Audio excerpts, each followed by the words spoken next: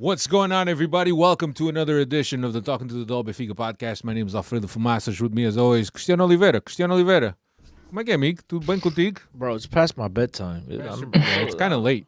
I'm ready to go to sleep, man. I gotta be, nice and fresh for FCP. Yeah, the whole thing is that we haven't. I haven't been at Cristiano's. We do this at Cristiano's house in the studio, and I haven't been here in a while. So I had to bring back all the equipment. We had to set everything up, so it's kind of delayed things a little bit. And then Cristiano had parental duties also, as we all do. But here we are. Also with us up in the Great White North, Dave de Oliveira. What's happening, Dave? What's going on, guys? Good to be back this week. Dave, espera aí. I just took a glance at YouTubers. And there's a Cristiano Oliveira. Yo, that's not me, bro. There's a Cristiano Oliveira. It's a Christian. Whoa. You got to pay He's our other copyright. prime. That's copyrights infringement, bro. You can't be stealing my name. Christian Oliveira. No, Epa. maybe it is Christian. But you're the original Cristiano. Tem razão.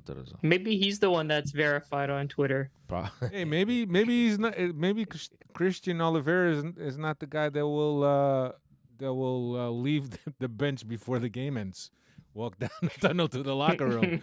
Make sure you get all the hot water. Everybody's cracking on the guy. And that's been a big subject around world football. But maybe the guy just had a bowel movement. You know what I mean? He had to go to the bathroom early. You had a bowel movement? Or he wanted to. He needed one, I should say. You know what I'm saying? Maybe he had to go comb his hair. I don't know. Não, come some não. Mas o gajo, se calhar, estava a doer a barriga, pá. Tava doendo a barriga. Sim. Let's think about this. Possible reasons that Cristiano Ronaldo could have left the game before it ended. Doeu a barriga, pá. I'm going to go say you wanted to beat the traffic out. Dave, you got one? Georgina called and said she was waiting in bed for him. Epa. Go, Cristiano. I gotta keep going. You got to keep going. O gajo estava com fome. I'm going to say he I'm trying to keep things PG. you but want to make guys sure are- that he got hot water in the shower. Go ahead, Dave. Oh, we're keeping this going. So much for a podcast under 5 minutes tonight for Yeah, this. do we know? Do we know if they were catered? Like normally, some teams get catering before. Yeah, you want to make sure you got a You hot wanna make sandwich? sure you never You got know. a best piece of salad. O gajo foi lá para fora, tinha ali bocadinho pastel de bacalhau, and he's like, "Yo, I want to make sure I get Make this." sure I don't miss out on the pastéis de bacalhau. Never know. Hey, I think if Georgina called me, it'll be a good reason to leave the game early. Yeah, mas o gajo já está farto daquilo, man. Pois é. Já- If she'd call you, I think you'd go running from my house. But him, he's like, aquilo para eles é borracha queimada. Yeah, welcome all the Freddies. And Christian Oliveira said he got mad. Fred matched his league goals this season. It's possible. Anything is possible. Well, Cristiano, Yeah, I was talking to our friend from the Seleção Pod, and I feel bad for him because he launched this podcast to talk about the national team, and obviously looking at the level of talent that we have at the national team, it's great and exciting to talk about the national team. But then you got Fernando Santos coaching the team. Now you got Cristiano Ronaldo acting like a little petulant little bitch. And I just feel bad because it's never on an upward swing for him. hey Dave, for a guy that doesn't want to talk about the national team, sounds like he's doing a podcast about it right now, right? Not to mention the injury bug that has hit the team too, but it's fine. But hey, don't We're worry not, about it. They're still gonna win the World yeah. Cup.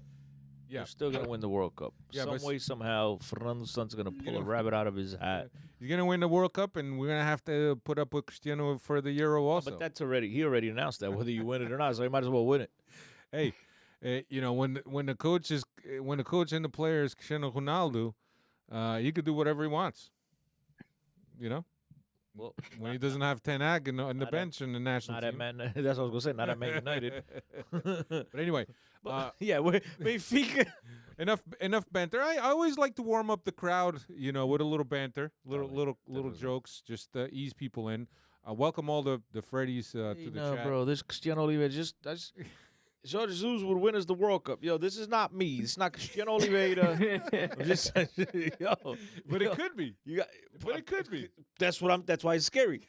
It's so scary. Because He's there was no bigger inside JJ. your There head. was no bigger JJ fan than me. Now this guy stole my name and my Right about thoughts. that. I don't know if I don't. Nah, it would have been. I'd pay. I would pay to see Jorge Jesus on the sideline for the Portuguese national team yelling at Cristiano Ronaldo to track back and the gum flying out of his mouth. I would pay for that. I think. Did you see what happened this weekend? Like they just played a game and after like the whole team was thanking the fans and Batshuayi was walking away and he ripped him. Batshuayi came back with his tail between his legs like a little kid to thank the fans. So I would pay just to see JJ screaming and bitching and I mean just going nuts. Hey, at least we would have like five left backs counting Bernardo. Hey, Bernardo's a polyvalent, bro. You could, the guy's a jack of all trades. Jesus saw that years ago. You guys just didn't read it. I'm all out of jokes for tonight. So anyway, let me just grab a drink of water. Wait. There it is, our friend. No. Yeah. It's been a while. It's been a while. I did an update. Oh. You can now change between banks. Between who? Banks while you're recording. I forgot. Between banks. Yeah, you can change between I just banks. did, but I changed it before. Yeah, but remember before. But it wasn't recording. You can do it when it was recording. Now you can do it. All right, so for those of you that are new to the podcast. I love you, Jesus. I love you, Jesus. And for those of you that are tired of listening to this, all right? Oh, what the hell happened? Think it is? All right. Ah, okay. Think it is? We're gonna cut this Jorge Jesus stuff out, all right? All right. But anyway, let's look at. We're gonna look at that summed up JJ's it never gets second old. tenure with It's us. over. There. It's a wrap. It never gets old. But anyway, we're going to briefly talk about this Caldas game. We're also going to look at the trip to the Dragão. And we got Juventus on the horizon. Just when you thought it was safe to come out. You got Porto and Juventus on the horizon. But anyway, talking about this Caldas game, I'll give you the lineup. And very briefly, I don't think there's a couple things that we could say about this game, but other than that, I mean, there's not much to say in terms of performance. But there's a couple topics that I wanted to discuss, and I'll ask you guys. In goal, Elton Milk, Gilberto, Antonio Silva, Brooks, Grimaldo, Tino and Enzo, João Mário Arsenis, Draxler, and Pinho. So last week we talked about this game, and we felt that it was going to be some changes, right? Yeah, but I don't think. So. But it was another one of those predictions gone wrong. It's not the first time, ladies and gentlemen, nor the last. All right.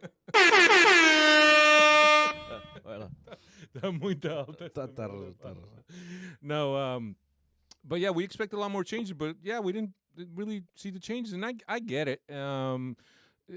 There needs to be an importance given to this competition by Benfica because we've won three in like 25 or 26 years. If not, I think it's like probably 4 and 30 or so. It's been atrocious. It's not acceptable. It's not acceptable. So I think that Roger Schmidt set the tone in a pregame conference, saying that we're going to take this competition serious. So when you see him not making that many changes, you said, okay, well, I got it. Rather than saying we're going to throw a bunch of fringe players there, maybe a couple B kids, and we'll let it be. But no changes. But here's I mean, there were a few changes. Pinho was a change. Draxler's a change. Yeah. Gilberto getting in there by not playing before was a change. Brooks playing is a change. Helton Milk is a change. I mean, so there were some few Usually changes. The keeper would change it up. But not as many changes as we anticipated going into the game. Yeah. So we scored in the. It was good to see Draxler. It was good to see Draxler. But that's all. You just saw him. He didn't do anything else. It was good to see him. Yeah, it was good to see him. He was like a painting at the Louvre. You just watch him. He was so impressed with that game that in his latest interview that he gave, he said it's ginormous. Portugal. It's ginormous. It was because of that game. After playing in that Caldas stadium. Caldas game. It was ginormous. That's his biggest contribution. But here's so we got on a scoreboard in the second half after Musa came in. But tu nem vais falar da primeira parte. Nah, for what? Tivemos sorte, os gajos atacaram. Benfica was horrendous. We didn't create enough.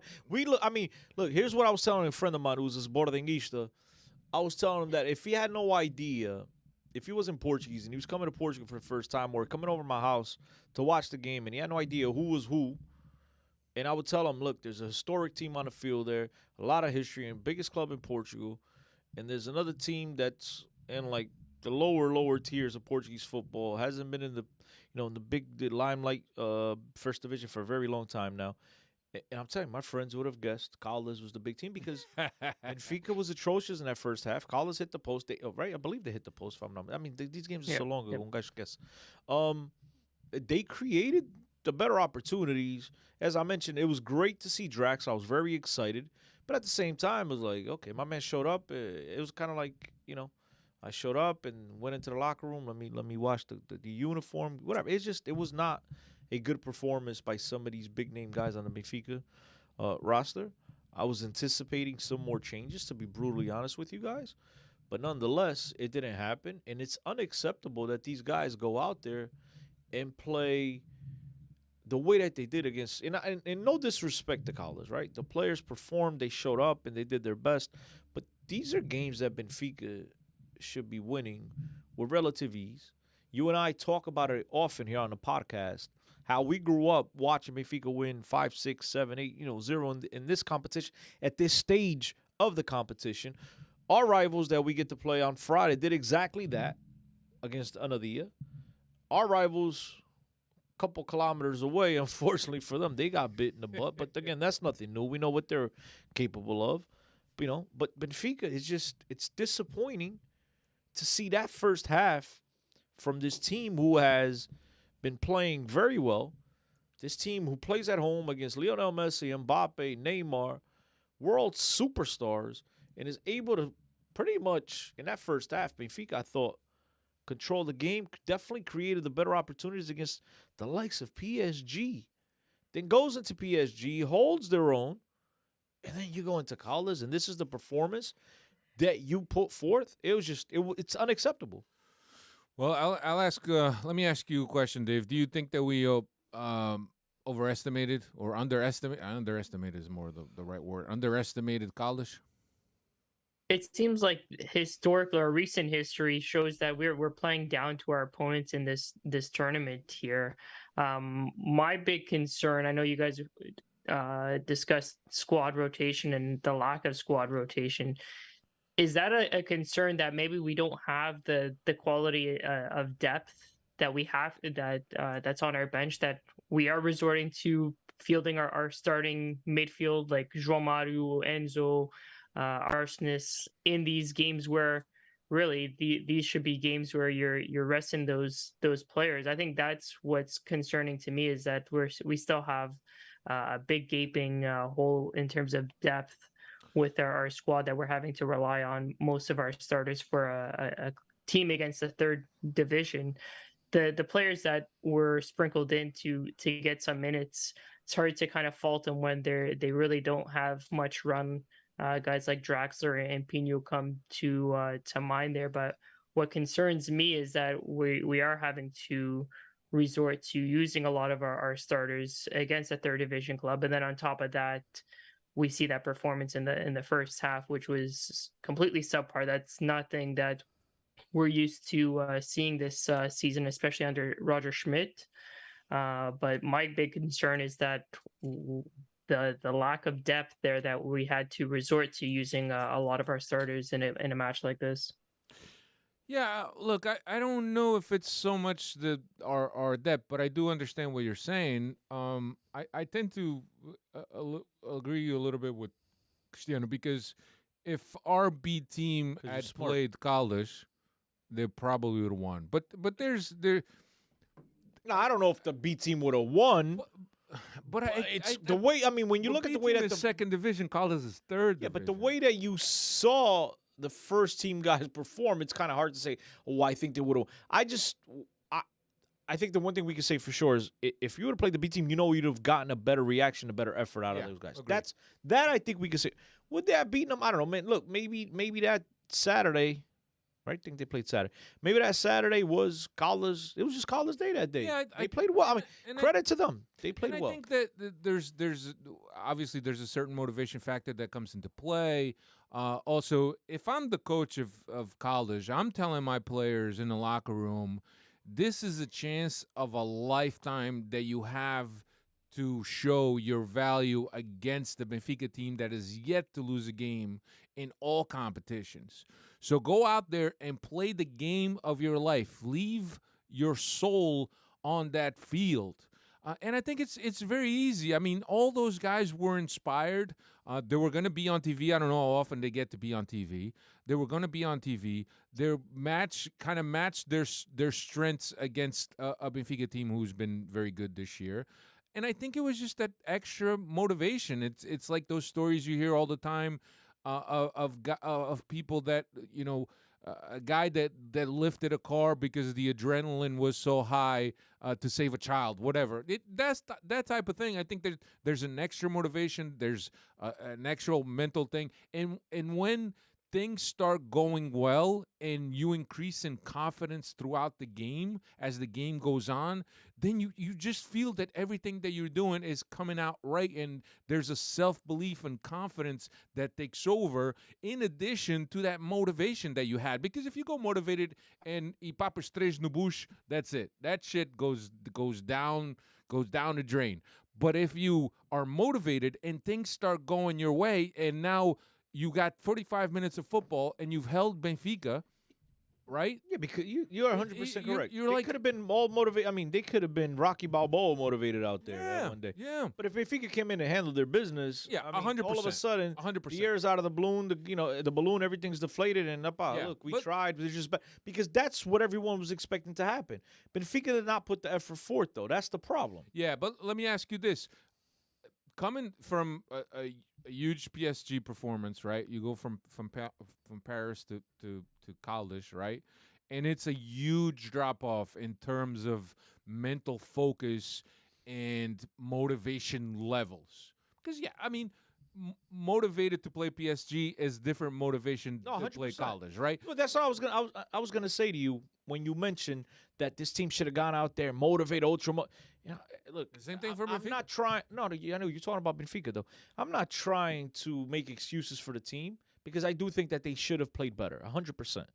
But at the same time, I kind of understand when you're going to Caldas, playing against a third of whatever division. I don't even know. I think they're third, right? Third division club. I could understand. It's going to be a little tough for you to get the juices flowing. I get it. I could understand that part. It's still not reason enough for me, at least, for you guys not to go out there and handle your business. Yeah. Right? Yeah. I get it. It's going to be a little tough to get up for, but look, your quality should just shine through. And you should overtake this game. You should not be the team defending on your back foot. You know, Caldas should not get anywhere near your goal, let alone have this team in the first half create the few opportunities was on their behalf. It was not on Benfica's side. It was very disheartening to see. Yeah. At least in my opinion. I agree. I agree with you. I think that Benfica should have done way, way, way, way better. And look, I'm watching this game, and they send it to penalty PKs, and I'm thinking, this is a total lottery now, because you kind of you had the ability and control of the game to win the game during regular time and extra time, and now you take it to penalties, and it's almost like some people will say lottery, some people will say skill, but yeah, it could be a lottery. It could, but look, I said it I did a podcast yesterday. Was it yesterday? I think it was on Tuesday with the kids from the kids from the hall. The kids from the Porto podcast and Zach and Cartolinas. I think it was Porto World. I apologize to them. I don't remember their name. Their name meaning the name of the podcast, because it was Rui and Jason, so I remember their names. But I said it then. When everybody tries to knock Benfica, I thought Benfica showed that one day that they truly are a club do povo. Because they gave the people their money's worth. They extended it as much as possible. Like, yo, you guys are here to watch a soccer game, bora. They gave stories of a lifetime. Guys are going to be on their deathbed, and they're going to say, we only lost to Benfica in the penalty. You know who also is going to have a story to tell? Peter Musa, because he's never going to score another goal like that in his life.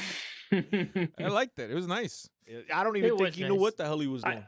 I would give Musa more minutes than Pino. I don't know what it seems recently.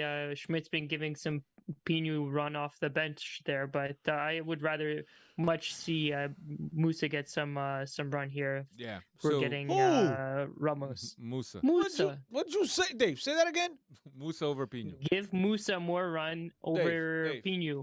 Listen, I know you Canadians, hey? Canadians, yeah. Canadians, hey? You guys have internet problems, and maybe your internet cut off after that first goal because you must have missed the next 10 minutes because my man had 3 one-on-ones with the goalkeeper, and he shaked everything. Yes. I don't want that guy. Dude, that guy is not – I don't – listen, he scored a beautiful goal. Scored a beautiful goal. But come on.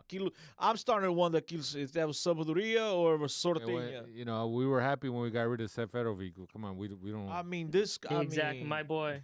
Your boy Bring Seferovic. back Seferovic. Anyway. Hey, never mind, my boy. You know what this game was lacking? Lacking the Manku master. Pizzi would have bagged 4 goals in this game. Easily. Here. That's what we were. Nah, lacking. stop. You guys are getting carried away. You know why? For real. You know why? You guys, your memory's short, right? Because you forget with him on the field. Didn't we go like Casa Verde, Terra Verde? Didn't we play? Montalegre. It was close. Montalegre. And with him on the field, I think we won 1-0 also. Yeah. So stop with this 4 that it'll No, go. as a matter of fact, Benfica has been squeaking out these 1-0 victories for a while against these really. Look, and a lot of it has to do. A lot of it has to do. The motivation. I often say it on here, right? At the risk of sounding repetitive, and that's fine. I repeat myself all the time because it's it's good. It's good. That's what you do. It's good points. But when you play Benfica, it is the equivalent of playing the World Cup, the Super Bowl for them, because they know everybody's going to be watching. Why did you got to take it to the Super Bowl? Because Why can it be the World Cup? Because not everybody in America watches the World Cup. Oh, so But everybody watches the Super okay, Bowl. so you got to mention something that's relatable. Yeah. All right, yeah. Because in Portugal, para o país. Para o país. In the United States, unfortunately, look, we all understand soccer is king. Football is king, right? Nosso football is king. But the United States doesn't stop for a World Cup final. It stops more or less For the Super Bowl. for the Super Bowl. That's why. got it. And that's the example I'm trying to make, that in That's a Portugal, good example. quando joga o Benfica, para o mundo, pá. Portugal, para. That's a good example. And so everybody understands that, a meu tio, aquele tio que eu já não falo há 20 anos because he didn't give me nothing for Páscoa, that guy's going to be watching. You understand what I'm saying? So those guys, you talk about motivation. That is motivation. And so I understand that these kids are going to do everything they can. And look, credit to them. They held their own. Benfica got that very nice goal from Peter Musa, but they started threatening, and you kind of like, oh my God, are these guys really going to score? And then all of a sudden, you had a fortuitous, you had a fortuitous bounce on their part, right? Silva went to trap the ball, stop the ball, control the ball, and the ball bounced on the grass. And credit to, I forget his name, wherever his name is, the kid from Caldas was able to jump on it, was able to fend off a slide tackle challenge by Silva to intercept the ball, and goes on goal. And Mr. Milk must have thought the Amari was going to come out there and take out the milk. Because o gajo estava com as pernas todas abertas. He thought somebody was going to milk his Sausage. My man, era para tirar o leite. My man, his leg, dude, he looked like an Olympic gymnast with Now, that. and one more topic before we move on, and I don't know if Dave, you have stats or not, but here's the thing. I wanted to touch up on Silva because Silva had that miscue against PSG. Then you had this one, but here's the thing: I'm looking at this, and the only way I can think about this is that he's human, right? Not only is he human, but he's also showing that he's 18 years old, which is fine. He's 18 years old. He is gonna make the mistakes. The fact that he hasn't made any mistakes up until the PSG game, that he's been really, really good, it's very, very surprising to me. He made mistakes that first game against Boavista, but obviously they didn't bite Benfica in the ass. The one mistake, look, I'll give him a pass in this Caldas game because the ball, that bounce, that could happen to anybody. I'll give him a pass on that one. The one where I thought was amateur was PSG. You got to slide. You can't come in. You got to romper, bro. You got to be aware in the box. You have to be aware. Yeah. That one is inexcusable. But this one, bro, it could happen to anybody. I mean, if that was Otamendi back then, the ball bounced. It took a weird bounce. Now, he could have done a better job on the challenge with the slide tackle. Instead of going in with his left foot, he should have gone in with his right. That you could critique form and whatever. But again, we're sitting here, and just arguing about dumb things. It happened. Yeah. The one thing that I thought was I didn't like it. I didn't like to see it. And I was going to say I thought it was concerning, but I don't mean concerning. I just didn't like to see it. That's more what I wanted to say. Was the fact that Roger took him off the pitch. I think that sends the wrong message. Yeah? Absolutely. That sends the wrong message. Because I don't know. I don't think he give a reason. Was it disciplinary? No, I don't think he did it on purpose. I think he needed to give João Vitor some time. But after you do that, you can't take him out. After he makes that mistake. I get that. Because look, your very next game is at a is but at then your you have a conversation with him. Hold on. Your very next game is at the toughest road venue you're gonna face all year, right? It's a huge game. I can't have this kid going into this game with this confidence shaken. And by taking him out, is the kid going to think, bro, did he take me out because I made him? The coach could tell him all till the cows come home. Nah. Has not. But the fact is that he left on that sour note, and that's the last thing he's going to remember.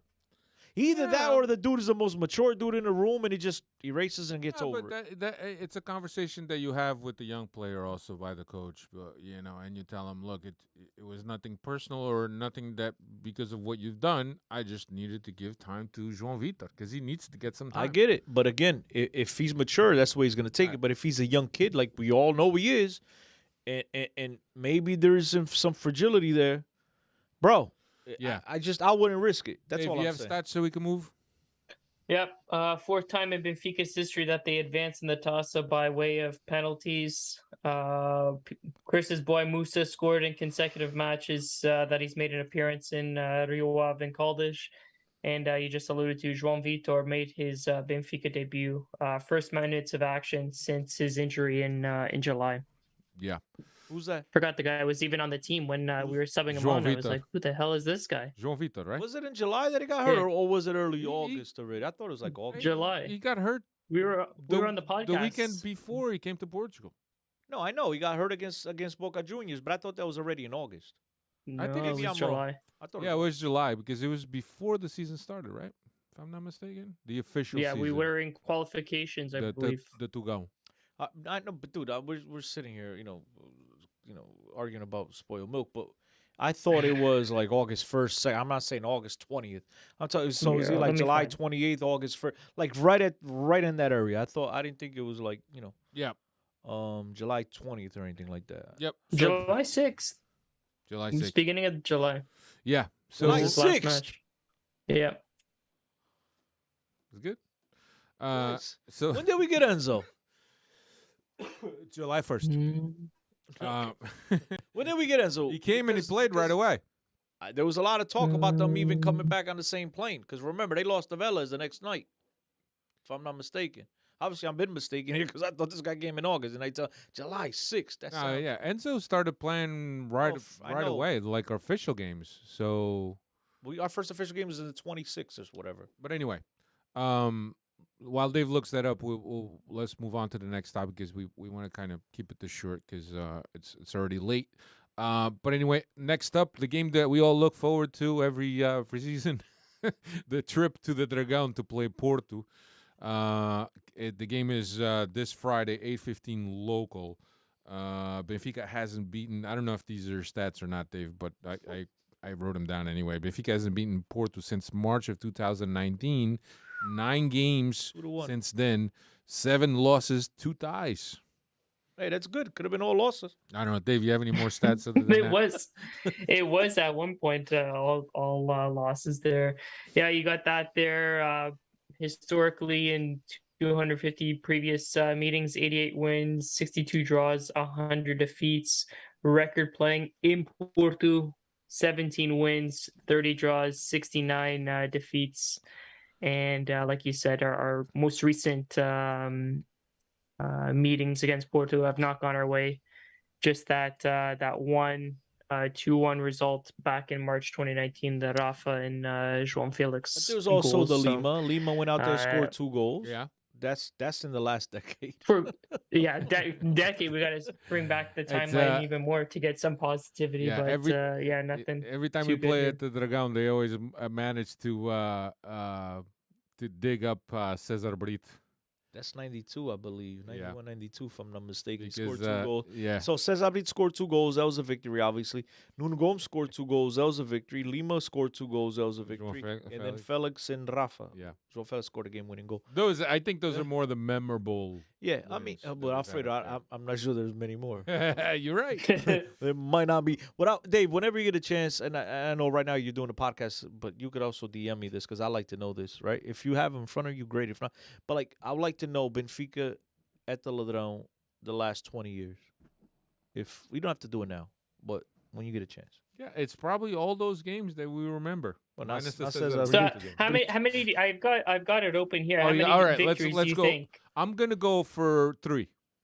So 3 and 20. In 20 years, Dave? No, Yeah, since we when, can do Dave? from 20 years. We'll start from the new millennium, from 2000. Okay, 2000. So 21 years. I'm gonna say 3. 3 wins. I'm gonna say that Nuno Gomes, that Lima, and João Felix and Rafa. 5 wins. 5 wins? Yeah. Split the difference. It's 4. See, I right. hooked you up because I could have said There's 4. one in 2005. Yeah, that's the Was one. that the Jardel? That's the Nuno Gomes. That's the Nuno Gomes. Uh-huh. Was there one that is no, one in Saviola. 2011. That's Saviola, probably. 2011 That's got to be Saviola. that's a Taça game. Fabio Coentrão when not Javi the scored. Taça games forget don't count, Taças. Taça games don't count, Taças, bro. No, we're then talking it's about just 3. Dave. We're talking about Then three. it's just 3. Dave. It's just 3. Hold on. We're talking about at the Dragão. Yeah, the Dragão Yeah. was at the Taça. At the Taça game, Dragão. dude. And yeah, this one included Taças, but if we're not including Taças, then it's just 3. Oh yeah, I would have changed it because I had So the one for the Lima, Taça. Nuno Gomes, and I Rafa mentioned all. and João Felix. Yeah. Yeah, Lima, Nuno Gomes. Yeah, exactly. Yeah, memorable games, man. There haven't been too Jesus. many, so it's easy to remember. But anyway, Dave. Jesus. So you're done with the stats. Yeah. What's different this time? Because I know that all of us have a sense of confidence that we'll go there and we'll win the game. The majority of Benfiquistas Do we? at least. I saw Hugo Ferreira that he said we're gonna go. Vamos Yeah, vencer mas esse gajo não sabe 2-0. nada. Esse gajo não sabe nada. No, I think that there's but what's different, Cristiano? Because I'm certainly confident that we can come out and we're definitely, regardless of playing at the Dragão, I think that we're in a much better team than Porto, and we're in a much better moment than Porto, and we have a much better squad than Porto. I don't want a much better squad. We got a much think we better do. 12. I think, well, right, better. Okay. Okay, then I'll rephrase that. Porto's got a decent 11. We have a better 11. Very good 3 referees. A very good VAR. I mean, some of the best. So that's 17 at and least. I think, is it too soon to think that all the stigma that we've held in the past, every time we go to the Dragão, has been wiped away by the mentality that Roger Schmidt has brought to this team? Is it too soon? Due to the fact that this guy's a foreigner, he hasn't lived this, that hatred. He hasn't lived this rivalry day in, day out.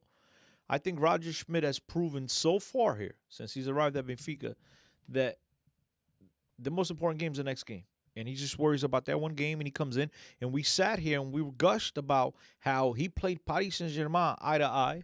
Didn't matter. He didn't change anything. His formation was the same. Second game, Neres being hurt. He played with the 3 in the middle. Changed a little bit, but that's fine. But the first game at home, he went in against one of the best teams in the world and played their football and said, look, you beat us? You beat us at our best. And I think that's the way he's going to attack this game on Friday.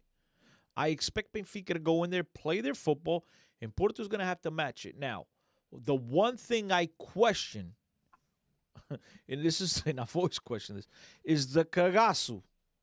Right? The cagaço. The cagaço. What cagaço? That the players get coming in.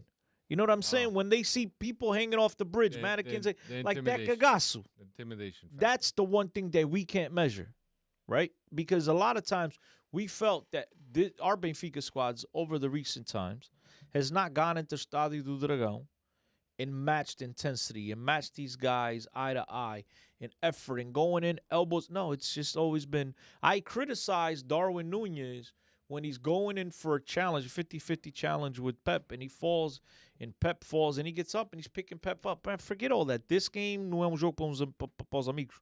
This is a game that Benfica absolutely has to go in there and match their intensity, match their aggression. And I believe if Benfica comes in and matches them just on that alone, I think Benfica walks away winning this game rather easily because Roger Schmidt, to me, is a much better coach. He's got this team playing really good football, and I have zero doubts that this team will be up for this game come Friday. Yeah. No, I think they will be up for the game too. I don't know if you answered my question. You answered my question. You said it was too soon because Too soon for what?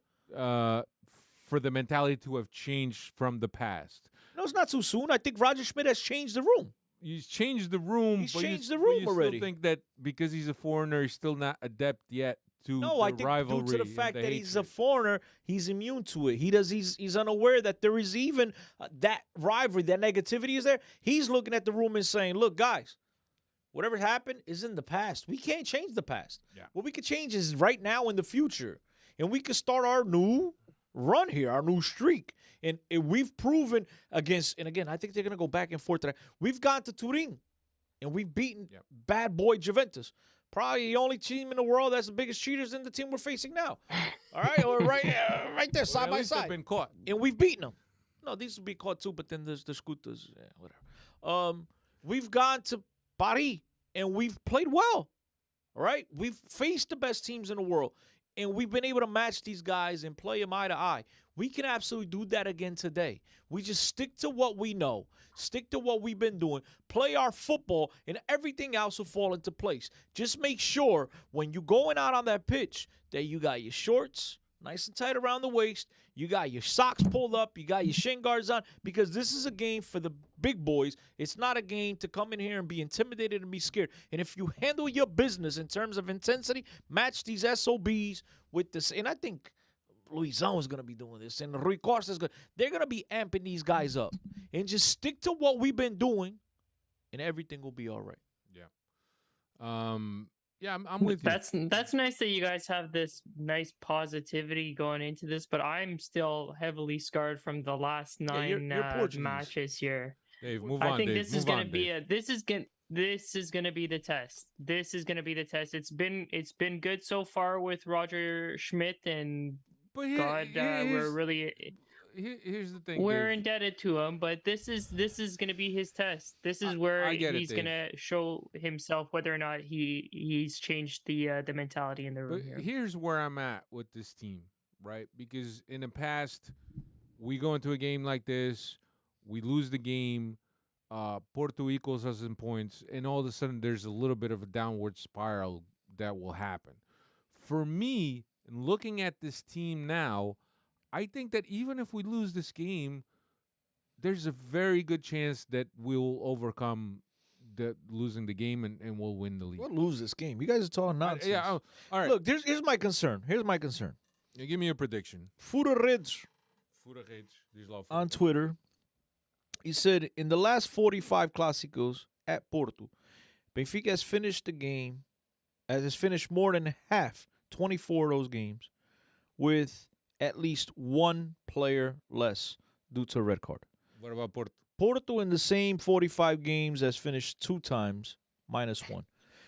25 reds for Benfica, 7 for Porto. Oh, you're really pulling all the stats there. Yes. Em 7 ocasiões, o SOB já estava com antes do 60. So, in 7 of those occasions, Benfica was already down a man in the first 60 minutes. Okay? And actually, instead of the 27 versus 25 reds for Benfica and 7 for Porto, yes, you're correct. It's 8 for Porto instead of 7. So that's the one thing that has me worried, because I honestly believe this, and I'm not being a Benfiquista. I've just been looking at both teams, the way they played throughout early on in the season. We got to stop with the early on now, because we're already a third in. Right, we've seen them play in Champions League. We've seen them play Taça da Liga. Taça da Liga? I'm sorry, Taça de Portugal. And we can't even go with Taça Portugal. I mean, Benfica played Caldas. The other guys played the teams that they should have beaten. And yes, they handled their business. But who's to know that competition was anywhere? Whatever. We're not going to sit here and talk about their division teams. But I've seen this team play so far in the first division. They got smashed at Rio Ave. They turned things around a little bit. Yes, they've beaten some opposition, right? But fortunately for them, they played the best Leverkusen in the last 60 years. Benfica, on the other hand, is playing shit PSG. You know what I mean? And Juventus. Leverkusen is in the relegation zone. Yeah, they're fourth from the bottom, I believe. But the one thing that has me concerned, it is always, All right. when we go into Estádio do Ladrão, it is always the referees, Alfredo. And it's always some. But in terms of football, I think Benfica is a better side. Extra game stuff also. We want to do predictions? 3-1 Benfica. For Cristiano is 3-1. Dave? I hope I'm wrong, but it's going to be 2-1 Porto. I'm going to go with 2-1 Benfica. I think that there's no way we lose this game, but we've seen things. Well, there is happen. a way. There's The guys with the zebras in the There's middle. always a way. The zebra. Well, they don't even wear zebras uniform. What am I talking about, man? That's Zebras NFL. is on next NFL. Tuesday. Yeah. Okay. But anyway, yeah, I think I'm optimistic about the game. I think that Benfica will do well, and I agree with Cristiano that Roger Schmidt's mindset and how he has these players. And we have a guy in the midfield that has grit that could give it right back to Porto in the same way that Porto gives it to us, and he will not be intimidated. But I don't want that. I don't want him to. But he will He's the not be guy. He's intimidated. the guy that I got pegged for the red. Then He's the key. I was thinking when Chris is pulling out those red card stats, I'm like, who on this team is gonna get that red card? And Yeah. you just hit it right He's there the with key. Enzo there. I think he's key because I think he's going to be able to control the game, unlike we've had anybody in our team for a very long time now. Control the pace of the game, able to create and move the ball up and down the field against the press that Porto has. Benfica has proven so far this season that they'll create chances. Benfica. Yeah. My question mark is whether Gonçalo Ramos and everybody else going to be able to take care of Neres that. going to be healthy. Who? Neres. We're hoping. If he it's is. not confirmed. Nah, I don't know or not. I on think that. he's going to But be healthy. I think he's going to. Watch this game. Porto's game plan is probably going to get Enzo booked early on in this match so that he has that hanging over them, and then force Schmidt to make a move either. They're going to be to crying. take him off or make that risk, right? Dave, they're going to be crying from the watch. first minute, Dave. Yeah, we already know. We already know the antics. The whole bench is going to be up. They're going to cry from every single. I mean, we already know. Taremi's bringing in his goggles and what's it called? The little cap that you put over the head. I mean, for the Swimmer's diving, cap. swimming cap. Yeah, they're going to pull out all the tricks because they know, as well as I know, and the smart people listening to this podcast should know at least, that football-wise, they can't match Benfica. No. So the only way to pull this off is really if you bring your bag of antics. And that's what they're going to try to play. But I think Benfica's smarter than that. I think Roger Schmidt's going to be smart. He should. Because if you're not, and again, I understand Roger Schmidt, as I said a few minutes ago, he's new to this. But Luizão, Rui Costa, the veteran, Otamendi, the captain of the team, the veterans, André Almeida, if he serves for something, it better be this. To warn his teammates, to warn the coaching staff of what it is exactly that you are going to face when you go into that building. They should all be prepared for it. So, look, they have to be smarter than that. And if they're able to control their own emotions and stay away from that nonsense, Benfica win the game. Yep. All right. Let's turn our attention now to Juventus, who is also coming up this Tuesday. Usually it's a podcast recording night. We don't know if we're going to be live Tuesday or we're going to come back on Wednesday. We shall see. Juventus coming into Estádio da Luz. Benfica needed only 1 point to wrap up the group stage qualification. Actually, the knockout qualification, I should say. How are you guys feeling about Juventus? Juventus hasn't improved much since since they played Benfica. They've been up and down in the Calcio, and hasn't been all that great for Juventus. But they're going to be a team with their backs against the wall. But let me ask you this, Cristiano. You probably follow Italian football more than I do. Do you think that there's a concerted effort by the players to get Allegri out? I don't think they're there yet. But I do think that if they lose this game against Benfica, I think Allegri will be right at the steps to He's not at the steps already. He's close. But they're hoping that they're able to, because look, let's be frank. They beat Benfica and then they're right back in it. Obviously, they have a very tough task against PSG in the last game. And PSG wants to wrap up the first place in the group. But if they win that game, if they win against Maccabi on Tuesday, let's hope not. But they beat Maccabi, Benfica loses, PSG's pretty much wrapped it up already as is. Because you know what I mean. All they need is a draw in that last game. Yeah. Benfica's going to go into a place that is, look, on paper, Benfica should beat Maccabi, but Maccabi at home is a very tough out. Yep. We've seen PSG went down, was initially trailing 1-0 to them, and then they turned around, wound up beating, I believe, 3-1, if I'm not mistaken. They beat Juventus at home pretty handily, so it's not going to be a walk in the park. And they could also be playing for a Europa League spot that last final game, too. Exactly. If they're still tied up with Juve or close to Juve. Yep. So... Yeah, it's not wrapped up, but I think that with Benfica playing that Stade de Luge, and I don't know. I think that, bro, look, we'll see also, what kind of scars are left from the Dragão. That's what I was gonna say. I think I said it last week when we did our podcast, and Benfica played. Who they played? Rio Ave in the middle, and then which you asked for predictions for the second leg against. I said, bro, it all depends on how. And again, a lot of it has to do with this because the scars is a perfect word. Things could go really wrong because of all the extracurricular activities at Estádio do Dragão.